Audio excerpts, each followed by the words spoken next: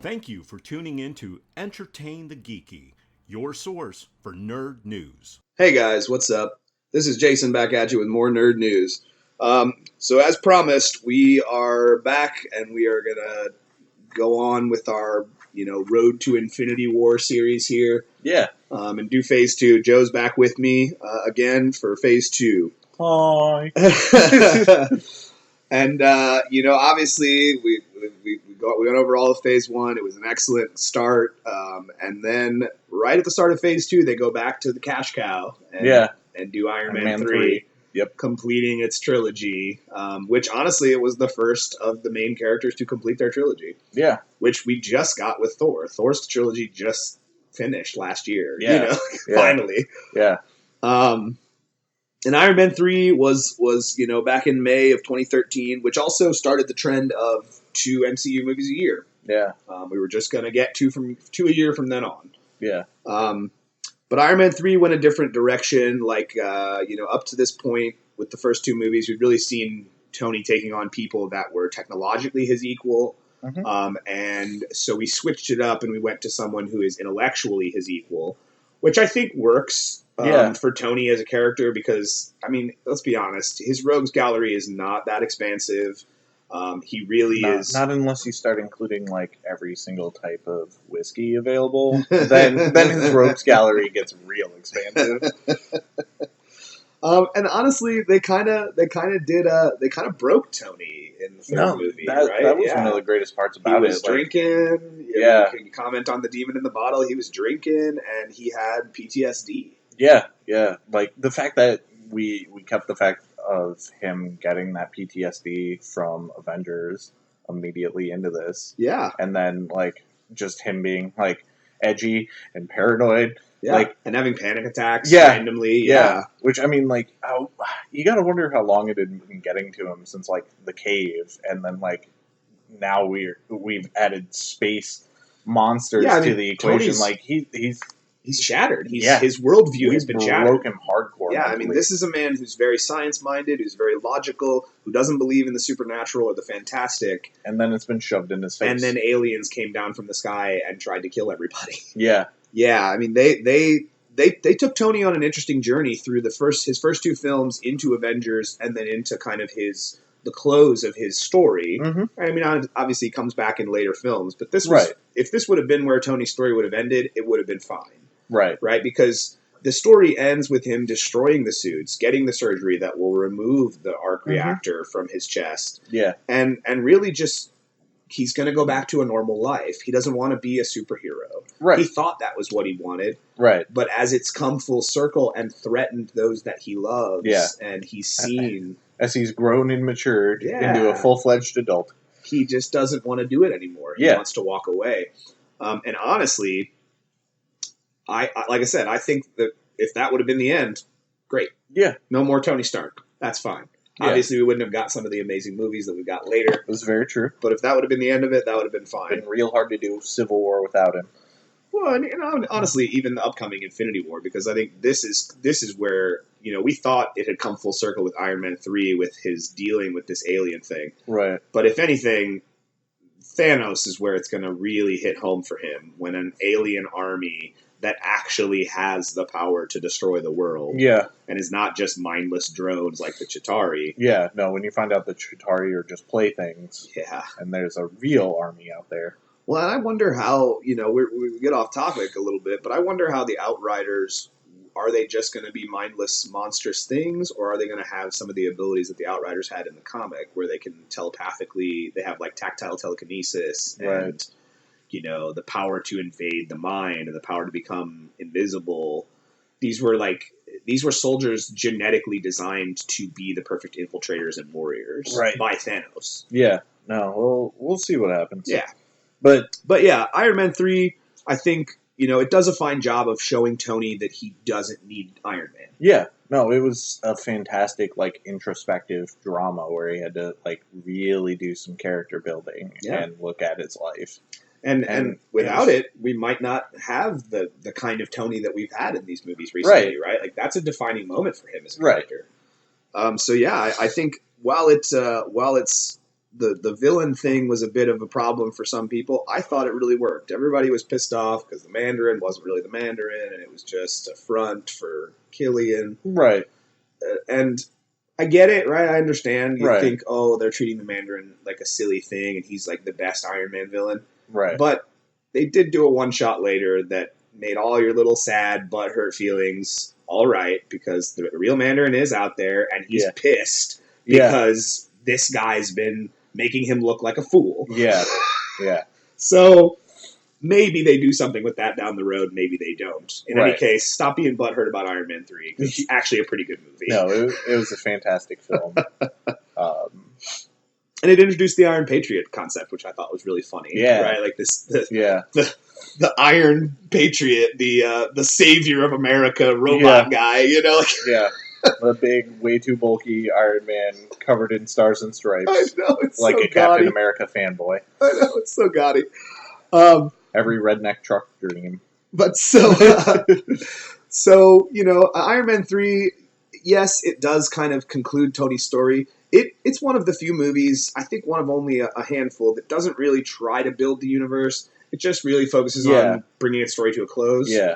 It does add some elements that call back to things, like when we do the prologue in the 1990s, he meets Yinsen for the first time, calling back to that line out of Yinsen when, you know, I met you at a conference in Bern. If I had been that drunk, I wouldn't have been able to stand, let alone give a lecture about integrated circuits. You know? Right. Yeah. No, it was really nice to have him back for that moment. Yeah, I liked Yinsen. I think that guy did a good job. He's a fantastic character, and like it still sucks like watching him die just because the actor did such a good job. But it was what he wanted. Yeah. No. My family's dead. I'm aware. I'm going to see them now. Don't remind me. So from the kind of, you know, ending of Iron Man 3, bringing Tony's story to a close, we go into Thor: The Dark World later in that year. I think it was November of that year. Check my date here. Yeah, it was November of 2013. Yeah. For the sequel to Thor. Yeah. And honestly, I mean, I got to be honest, I was pretty hyped about this sequel because I, like you, did like Thor. I think Thor was a good movie. And they had Alan Taylor directing. And he at that point was famous because he directed the Battle of Blackwater Bay episode of Game of Thrones, which was a huge, fantastic, like medieval style thing. Right. So bringing him in to direct a Thor sequel, I was like, yes, that's a great idea. Yeah. Because there is still the kind of medieval styling to the Asgardians and how they communicate, and how they speak, and how their society functions. Yeah. So that guy seemed like a good choice. Lots of thee and thine and And it comes across in the fact that, you know, yes, we have Jane back, and we have Selvig, who, you know, is living in a mental hospital after his time under Loki's mind control in the Avengers. And we have Darcy, the intern. She comes back, and I think she's funny. Everybody Kat Dennings was fantastic. Yeah, I like Kat Dennings. I think she's co-star funny in this film. Yeah, she's just very cute. She's bubbly. You like her. You know, she's likable. That's like half the reason my wife watched those movies. Right, because she loves Kat Dennings. Yeah. Like, just like, you know, Ant-Man's one of her favorites because she loves Paul Rudd. Right, Paul Rudd is another. He's a treasure, man. I love the Dark Elves in that film. I think they missed an opportunity with the Dark Elves. I think they really did. Because the Dark Elf Society in the comics is such a very fantasy Dungeons and Dragons setting for these evil creatures. Right. And even though their motivations are different, and their gods are different, their worlds are different, whatever, they still evince that very fantasy thing. And I feel like they were too sci-fi. That's fair. I mean, they'd done a lot with, like, turning magic to science, especially with the first Thor. So I think like they were just trying to follow that route real hard and make it more sci-fi than fantasy, specifically to make it look more technology than magic. Well, I mean, I get that. I get because like, I mean, with the exception of like Lord of the Rings and Harry Potter, like fantasy movies don't do well. You know? Like, I agree, but generally, but it's because they're not taken seriously. Right. I think the reason Lord of the Rings works is because Peter Jackson took the source material seriously and tried to make a serious, dramatic journey for these characters, and it works.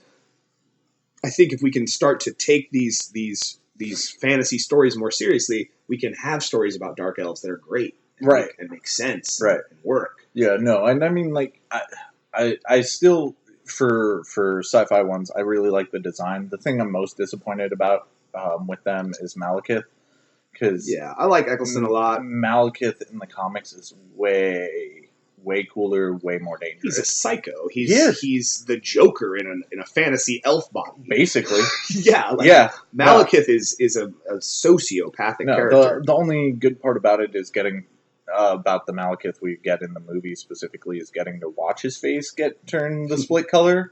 Yeah. Like, no, I get it. And then that was a nice little nod to comic fans. And while I like Eccleston a lot, I think he could have done so much more with the role. I just feel like the people creating the movie didn't really get how to use Malekith best within the narrative. Right. And I think that sucks because he's, like you said, a great character. He's a lot crazier and kind of more flamboyant on the page. Right. But I do really enjoy their plan of like getting the one caught, having him turn into a berserker from the inside, and the berserker thing was really well done. Yeah. It was scary. I'm trying to think of what they called that. I don't Curse. remember. It was Curse. And Curse was a character in the comics. Yeah. They made Curse a thing that all Dark Elves could achieve. Yeah. Right? But Curse was actually a character in the comics. But yeah, I think it works really well. It felt like a very, rob the place from the inside out type of plan, which I think works. Yeah. And the fact that he passes by Loki and doesn't let him out. Yeah. Like, upon understanding and looking into Loki's eyes, he decides better of letting Loki out of prison. It's probably a very smart idea. Right, and Loki's not mad about that. He even tells him which way to go. Yeah. No, Loki super gets it. Yeah. Like, he's a douche canoe who super gets his lot in life. Yeah. A lot of the times. And we try to have a little bit of a redemption arc for Loki in the story. Yeah, I mean, we get a touch of one. And then it's all kind of shattered when you realize he's obviously done something to Odin and taken control of Asgard. Right. You realize, there's Loki. In traditional Loki fashion, he ruins it. Yeah, he ruins everything. Yeah. A little bit. Freaking frost giants. And Thor The Dark World, obviously it sets up, some concepts that would lead us into Guardians of the Galaxy later here in Phase 2.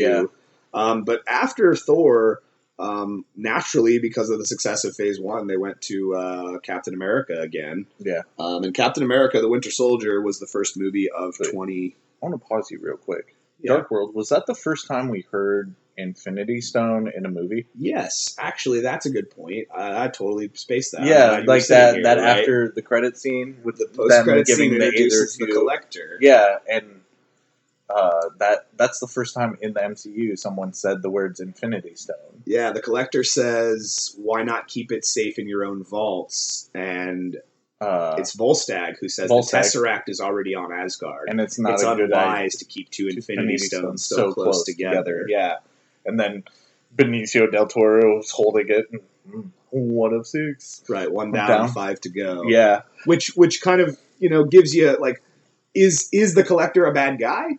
I don't think so. I mean, I think he just wants the Infinity Stones because he wants to possess everything. Yeah, he's super, like, in, like, D&D terms, because, of course, I went that way. Yeah.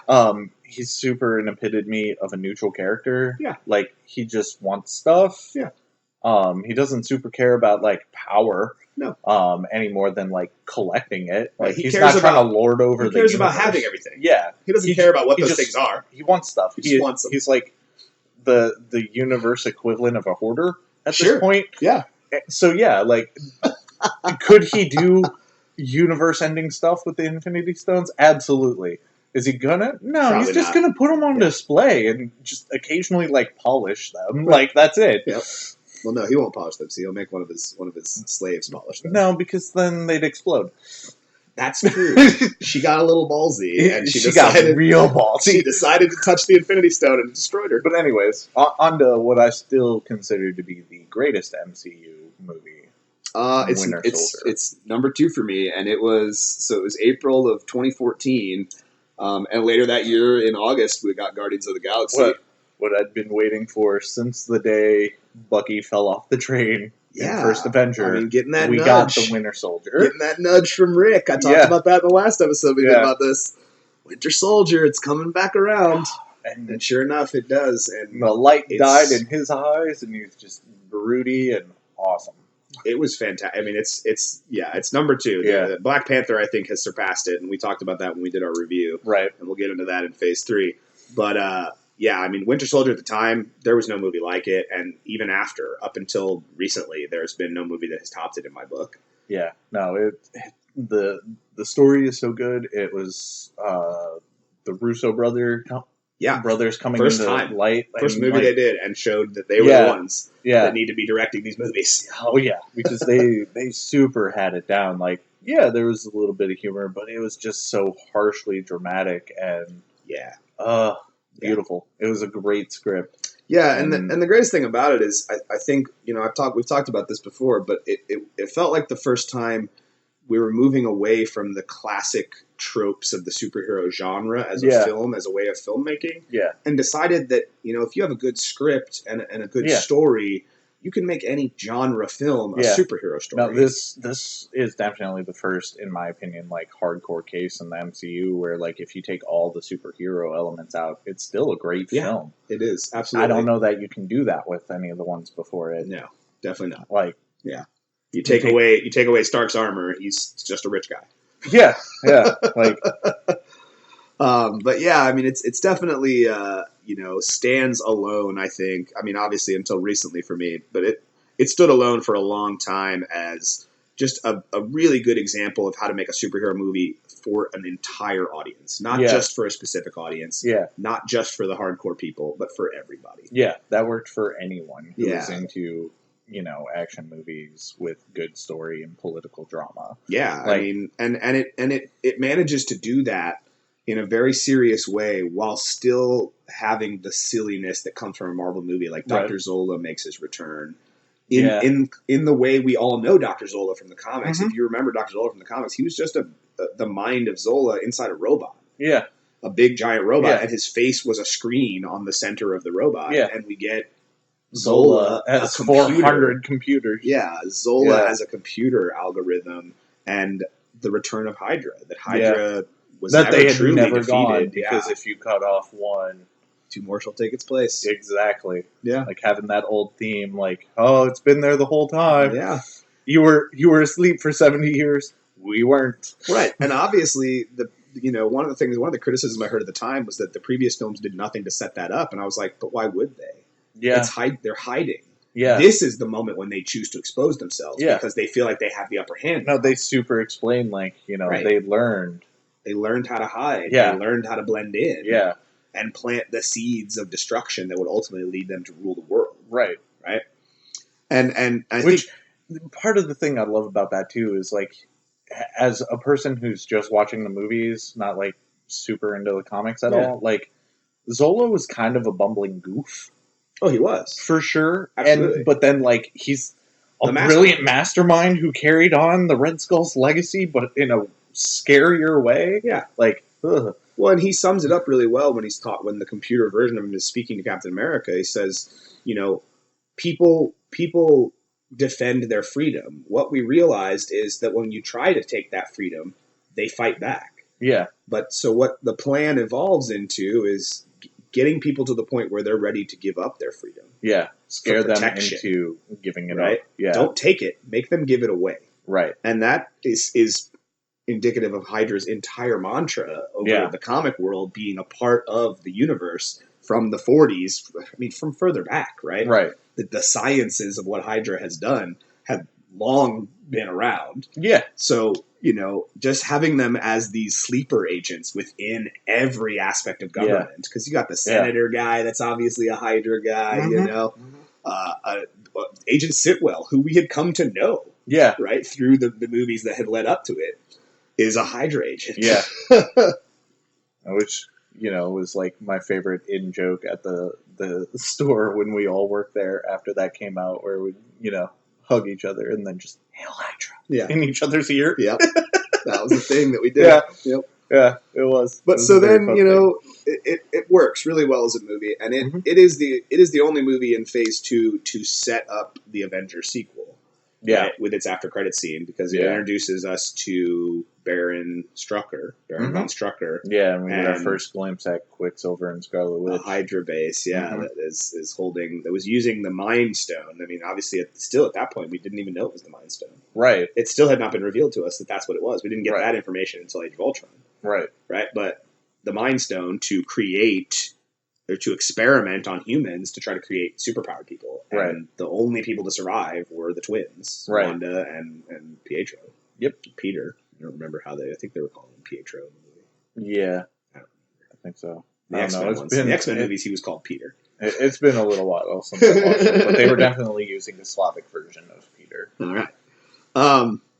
So yeah, it sets up Avengers, and then in a strange move, and honestly, in a move that a lot of us, even fans of what they were doing, thought was going to be their downfall, they did Guardians of the Galaxy. Yeah.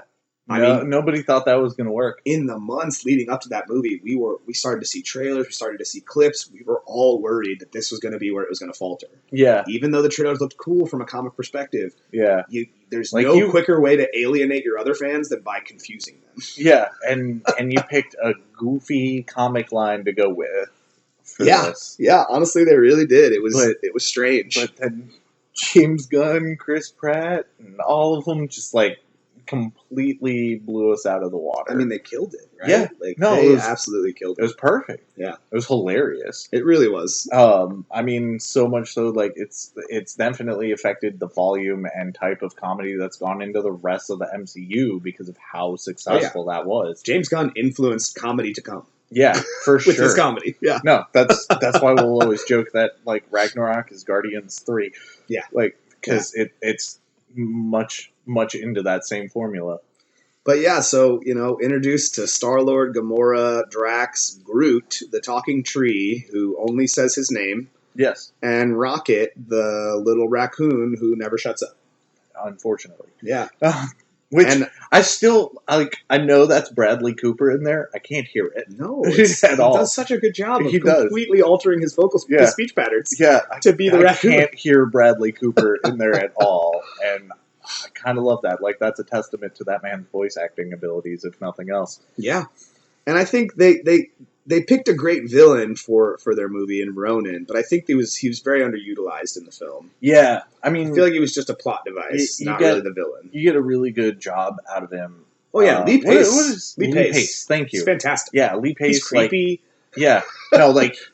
What we get of the character in the movie is perfect. Yeah, but we could have gotten more. Right. No, it was our first introduction to the Kree, which was great to understand that the Kree are part of the universe out there. Mm-hmm. That was great. The Nova Corps makes its debut. Yeah. Which, if James Gunn has his way, Rich Rider is going to be a part of stories to come. Good. Because he is the Nova. I mean, before we knew there was a Nova Corps, we knew Rich Rider. He was the Nova that protected Earth. Yep. It's basically Marvel's Green Lantern Corps. Yeah. No, they're space cops. There is no ifs, ands, or buts about that. They're space cops. Their equivalent. But they brought them in an interesting way, right? Making them more like, just normal people who have this job, right? Yeah. No, they're the helmets don't make them superhuman. They're a literal police force. Yeah. Yeah, they're just hardcore trained. Yeah, which some people thought was the wrong comic fans. Some comic fans thought was the wrong way to take it because they want to see Rich Rider. They want to see the Nova as a police force flying through space with the force fields around them. Which that's cool, right on the page. I want the Green Lantern Corps, so I get it. Well, yeah. Yeah. And I think the Nova Corps could be great. Yeah. But, and then obviously we got, for the first time, Thanos again. Yeah. Since Avengers. Yeah. That was Thanos is back. He's on screen again, and he's after the Power Stone. Yep. Which is the purple MacGuffin of the Guardians of the Galaxy plot. Yes. Yeah. And it was great to see him again. And we finally had a casting in Josh Brolin, providing the voice and the motion capture for the CG. Yeah. And it's intimidating. Like when he says to Ronan, "Return to me again empty-handed, and I will bathe the starways in your blood." I was just like, it's Thanos. It's Thanos! Yes. He has no regard for this person at all. He just is using them to get his hands on an Infinity Stone. Absolutely. And he will probably still kill this person once he gets his hands on the Infinity Stone. Well, of course. At that point, he doesn't need them anymore. Yeah. No, and I knew we were going to see the Collector again, because who else would be paying that much money for people to go collect an Infinity Stone for him. Yeah. Like, of course, it's the Collector. Yeah, and the whole movie just worked really well. And that's where we finally got like the on-screen explanation for what the Infinity Stones are. Yeah, which as comic book fans, Benicio del Toro gets the speech. Like, and as comic fans, like, of course we knew, but like as a general audience, you've been building this thing. Like, you need an answer for what are those? Right. We see the Tesseract. We see that the Tesseract is an Infinity Stone. Yeah. And up to that point, we had no idea. Yeah, we didn't know. It's just the Tesseract. Like, it was just this thing that Odin had, but it turns out it's the Space Stone. Yeah. So yeah, I mean, there was definitely a lot of continuity that was built through that quick cameo, and honestly, that was the thing James Gunn hated the most about his movie. It's honestly kind of ironic. He didn't want to have Thanos in his movie. He's like, this movie's not about Thanos. Right. He's like, I understand we need Thanos because we're setting up something larger. Right. But he only agreed to that if he could have full creative control over the sequel. Right. Like, he was like, we'll do this, but you're not going to make me do anything like this in my sequel. I want to do my sequel. And they agreed because, honestly, the movie was great. He made them a lot of money. No, and especially with the timeline, it works out because the sequel takes place like 3 days later. Yeah, I mean, the sequel's, right after. Yeah. So, yeah, I mean, honestly, it was a good distraction while we waited for the sequel to Avengers because we'd started to see trailers. Mm-hmm. And we were hyped. Whether you like Avengers Age of Ultron or whether you think it's disappointing, you know, it was the one we were most excited about at the time because Avengers was so good.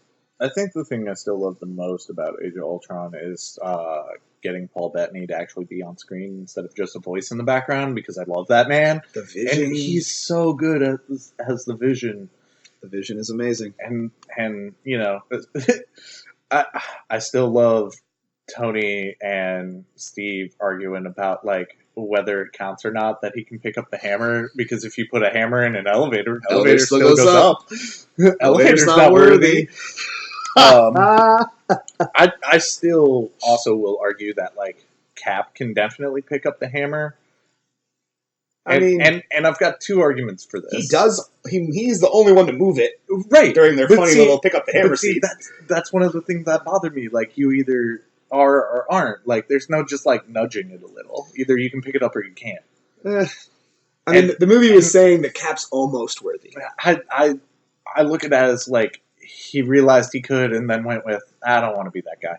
Sure, maybe. Like, that's very much Cap to me. Sure, to just be like, oh, I kind of. All right, cool.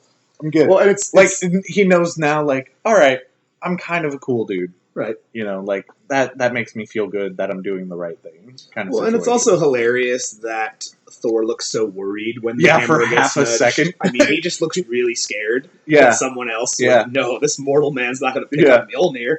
No, and I still love Black Widow too. Being that's not a question I need answered. It was a really fun scene. It was also a really good introduction of Ultron. Yeah, as the kind of cobbled together. That was so creepy. Ultron. Yeah, Mark they did I. a real good job making that a very creepy, no strings on me moment. Yeah, yeah. Had to kill the other guy. He was a good guy. Yeah. What? You killed a guy? Yeah. Yeah. Yeah, I mean, it was creepy, and it was a fun little battle scene after their, party that they had, which was also really fun. Yeah. We got Falcon back, who, pops up in Winter Soldier and was as a good ally for Captain America. So that was fun. It was fun starting to see it all come together, right? To see them, the Avengers roster is expanding. Yeah. This guy's helping Cap out, but he's going to be an Avenger, right? That's just what's going to go down.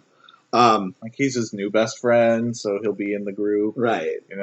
Then we get Vision. Like, of course he's going to end up in it. Sure. We get the nice, like, father-daughter relationship build between Hawkeye and Scarlet Witch through the movie. Yeah. Which ends during the battle scene. Like, either doesn't matter what you did.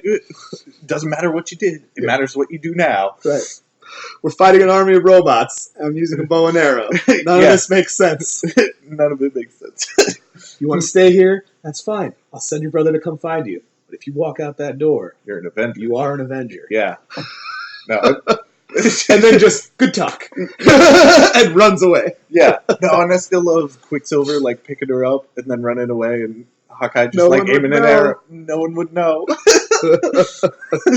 What happened? I don't know. I saw an Ultron sitting on him.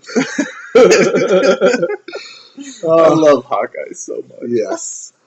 So yeah, this movie, obviously it suffers a little bit, right? Because you know we talked about the middle movie kind of suffering when last time when we talked about Iron Man 2, because it just has so much to do. It has to tell a story and it has to continue building, and it's pretty much the linchpin right now that's building this. I think part of the reason to thinking about it, like, nerds just have a lot of expectation for the middle child in a trilogy, and I blame Star Wars. Sure, I really do. Empire ruined it for the rest of us. Yeah, Empire ruined it for any nerd trilogy down the line for all eternity, because if it isn't better than the first one, we automatically hate you. It's true. Director Lawrence Kasdan, we are not worthy. We are not worthy. Correct. I mean, what you need to do is just have the first one done by an okay director, and then actually have a good one for the next one. Yeah, but Joss Whedon blew us away with the first one. We were all convinced he would blow us away with the second one. Yeah. And honestly, it had a lot of responsibility. While I do think scenes like Thor seeing the end of Asgard and understanding that the Infinity Stones are here and that's what's going on and someone's seeking them is important for the plot. Right. I feel like you didn't have to make it so much. I feel like you didn't have to spend as much time on that scene as they did. Right. And even, just kind of having moments of screen time devoted to talking about those things while you're still trying to tell your Ultron story. Yeah. It's hard, right? Yeah. But I think ultimately the movie did some fun things. We got to see Hulkbuster. That was cool. I think one of the best setups for it, though, is like we had heard the word Wakanda before because of vibranium, but this was our real first setup of Wakanda. Yeah, Wakanda. And what vibranium is. And we got what's his name? Oh, Claw. Thank you. Yeah, Ulysses Claw. Yeah, Ulysses Claw getting his arm cut off. Oh, man. And Ultron, I think James Spader does a good job as Ultron. I like James Spader a lot. He was properly creepy. Well, right, and he's supposed to be, a robot that wants to be more human. Yeah. Right? That yes, he's Data, but evil. Right. And he's also learned about the world through Tony, right? This is an AI they've been trying to create using this interface. No, we've all agreed since it came out, none of us can blame Ultron because he was alive for 5 minutes, got on the internet, and decided humanity needed to die. Yeah. It's hard to argue against that. No, man. Any superior intelligence that ever observes us will probably think we all need to die. Yeah, and it's going to be real hard to have a defensive case against it. Yeah. But yeah, I mean, obviously this movie builds to, the big climactic battle between them and the robot, and ultimately they do defeat Ultron, although I don't know if you can actually defeat Ultron. Right. I think they'll kind of keep that in the back pocket as something they can bring back in the future. But the odd part was, this wasn't the end of Phase 2. No, it wasn't. It was Ant-Man. Yeah, Ant-Man was the end of Phase 2. We did get another quick cameo from Thanos at the end of Avengers 2. Which kind of was like okay, well, they did that at the end of Avengers, so why not? Yeah, that was the I'll do it myself with the glove. Where he grabs the gauntlet for the first time. And then later we're going to have to retcon the one that we saw in Odin's vault. It's true. It is true. So many nerds got up in arms about that. And and then they came out and said there were two. Yeah. Kevin Feige said in an interview, there are 2 Infinity Gauntlets. Yeah. And we were like, what? Why are there 2? Why not? Why would there be 2? But, I mean, we had to retcon that Odin didn't actually have one. That was just there for fun with the first Thor movie. It's true. And we had to retcon that. Yep. Real hard. But, anyways. But so, yeah, we for some reason decided to squeeze Ant-Man in, probably because Phase 3 really begins with Captain America Civil War, and they needed just to fill out that roster a little more. So we one needed more Paul character Rudd in there to introduce us to. Right. And honestly, the Ant-Man movie was marred by, tragic things going on, because Edgar Wright was supposed to direct the movie, and that made so many fans so happy, because he had made a fantastic little short film at Comic-Con the previous year, just showing what his Ant-Man movie would be framed like, how the pacing would be, how he would use the special effects, and it blew people's minds. I was really excited for that, not just from that, but that him having co-written and directed the Cornetto trilogy movies. Edgar Wright is responsible for Shaun of the Dead. Yeah. And, Hot Fuzz. Yeah, because him and Simon Pegg wrote them, and Edgar Wright directs them, and they're fantastic. The Blood and Ice Cream trilogy. Yeah, and I was super excited for, that man to make the Ant-Man film, and that And as it turns out, the downfall of Edgar Wright not being able to make the movie is he really didn't want to make a movie that was connected to everything else. He really wanted to make a standalone movie, and they said, "Look, at this point, mad about. At this point, we can't have standalone movies. They have to build the universe. We have to include Falcon in this movie." No, they were at that point like correctly burdened. Yeah, they were, by the fact they have to do this thing because like it had finally at this point like reached critical mass where like. It's going to happen. Right. So we have to build it. Mm-hmm. Like, everybody wants it. The studios are super giving us money to do it. We have to do it. Yeah. We can't make standalones. Yeah, I mean, Disney's putting everything they've got, right? Yeah. Like, whatever you need. However much money you need, let's do it. Yeah. Right? Yeah, they're very confident in this property. They're very confident in these products. Yeah. And rightly so.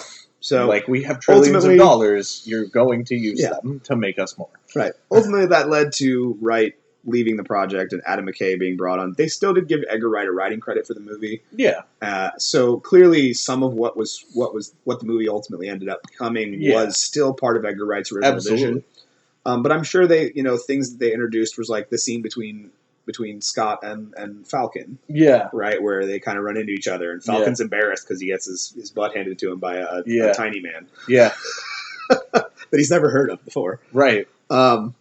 And it's Ant-Man, honestly, it's a fun movie, right? It is. Like, it's not. Is it one of the best movies? No, not at all. But is it very fun entertaining and entertaining? Absolutely. Yeah. And Michael Douglas does a fantastic job as Hank Paul Pym. Rudd's a treasure. He is a treasure. Paul Rudd is a treasure, man. You guys got to get this through your head. He's a treasure. Paul Rudd is fantastic. Let me be real here. He is. So obviously, it's another one of those movies that is not treated like a superhero movie. It's a heist movie. It's literally some criminal dudes coming together and planning to steal some stuff. Yeah. And that's what it is. That's what the finale becomes.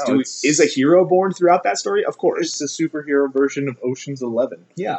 Yeah. That's what this is. And I think that the stuff with the ants worked really well. Like having them all shrunk down and having ants be a part of the film. It really wasn't as cheesy as a lot of people thought it was going to be. No, it was fun. It came across very smoothly. It worked. Like, honestly, it worked so well that when Anthony died, I had a tear in my eye. When his little friend, ant friend that was flying around on died, I was like, no, Anthony! Right. No! Yeah. That was the end he knew. Yeah. That was his friend. Right. No, it's like watching, like a cowboy's favorite horse die. Like, it's like watching Timmy have to take old Yeller out back and shoot her. You had to bring that up, didn't you? Oh, I'm sorry. I'm sorry. Stuff happens. But so Ant-Man was a really kind of a funny way to end Phase 2. And, obviously they wanted to get Ant-Man in there. It was done to kind of, fill in the rosters for what the start of Phase 3 would be, which was Captain America Civil War. Right. Which the after credit scene of Ant-Man was just a scene from Civil War. I honestly don't remember. So they had the one scene where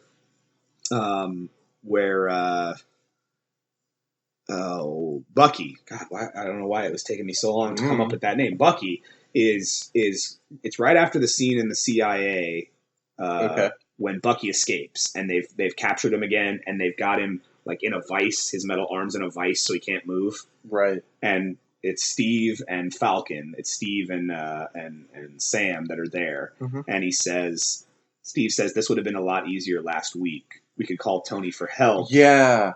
But who knows if the Accords will actually let him. And Falcon goes, I know a guy. Right.